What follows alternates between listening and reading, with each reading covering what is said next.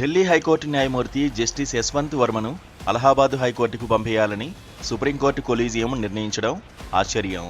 వెనక్కు పంపేయాలని 4 రోజుల క్రితం సుప్రీంకోర్టు అనుకున్నప్పుడే అక్కడి బార్ అసోసియేషన్ తీవ్రంగా తప్పుబట్టి, ఇదేమీ చెత్తకుండీ కాదు, అవినీతి ఆరోపణలు వచ్చిన వ్యక్తిని మా నెత్తిన రుద్దవద్దంటూ అభ్యంతరం చెప్పింది. అవినీతి ఆరోపణలకు ఈ బదిలీకి సంబంధం లేదని సుప్రీంకోర్టు అన్నంత మాత్రాన ఏ పరిణామాల నేపథ్యంలో ఈ నిర్ణయం జరిగిందో తెలియనిదేమీ కాదు. మిగతా సందర్భాల్లో న్యాయమూర్తుల బదిలీల్లో ఆయా రాష్ట్రాల బార్ అసోసియేషన్ల అభ్యంతరాలను, ఆక్షేపణలను పట్టించుకోకపోవడం వేరు, ఇప్పటి నేపథ్యం వేరు. యశ్వంత్ వర్మను వెనక్కు పంపవద్దని న్యాయవాదుల అసోసియేషన్ శుక్రవారం తొలిగా అభ్యంతరం పెట్టినప్పటి నుంచి సోమవారం తిరిగి అదే నిర్ణయం తీసుకునే వరకు చాలా పరిణామాలు జరిగాయి. ఈ స్వల్పకాలంలో సుప్రీంకోర్టు చూపిన చొరవ, త్వరితగతిన తీసుకున్న నిర్ణయాలు ప్రశంసనీయమైనవి. అవన్నీ కూడా వర్మ మీద వచ్చిన ఆరోపణలను మరింత లోతుగా దర్యాప్తు చేయాల్సిన, నిజాన్ని నిగ్గు తేల్చాల్సిన అవసరాన్ని చాటి చెబుతున్నాయి.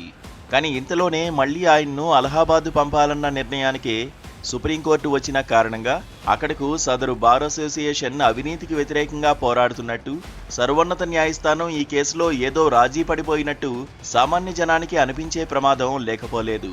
తృణమూల్ ఎంపీ మహువా మొయిత్రా సోమవారం పార్లమెంట్లో యశ్వంత్ వర్మ అంశాన్ని ప్రస్తావిస్తూ, ఒక న్యాయమూర్తి మీద అవినీతి ఆరోపణలు వచ్చిన ఈ ఉదంతాన్ని అస్త్రంగా చేసుకుని కొలీజియం వ్యవస్థను కుప్పకూల్చే దిశగా ప్రభుత్వం కుట్రకు తెరతీస్తోందని ఓ ఆరోపణ చేశారు.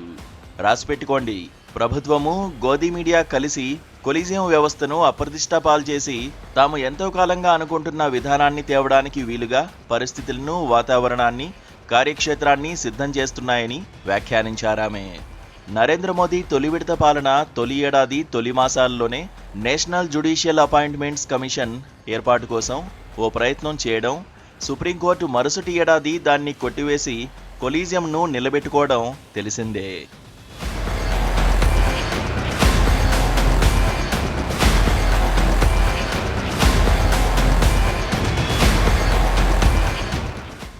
సర్వోన్నత న్యాయస్థానం మీద ఆగ్రహమో, అక్కసో వచ్చినప్పుడల్లా బీజేపీ పెద్దలు, న్యాయశాఖ మంత్రులు తాము నిలబెట్టుకోలేని ఈ చట్టాన్ని ప్రస్తావిస్తూనే ఉన్నారు.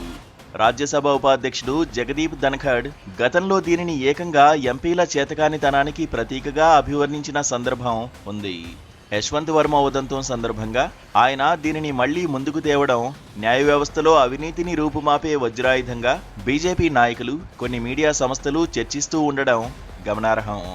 న్యాయమూర్తుల నియామకాల మీద ప్రభుత్వ నియంత్రణే ఉండే ఈ వ్యవస్థను తెచ్చుకోవడానికి తక్షణమే పాలకులు రంగంలోకి దిగిపోయినప్పటికీ ఈ వివాదం ఎంతకాలం కొనసాగితే వారికి అంత ఉపకారం జరుగుతుంది. యశ్వంత్ వర్మ అవినీతిని చూపి తమ ప్రత్యామ్నాయ వ్యవస్థ పరిశుద్ధమైనదన్న వాదనకు ప్రభుత్వం మరింత విలువ సమకూర్చుకోగలదు.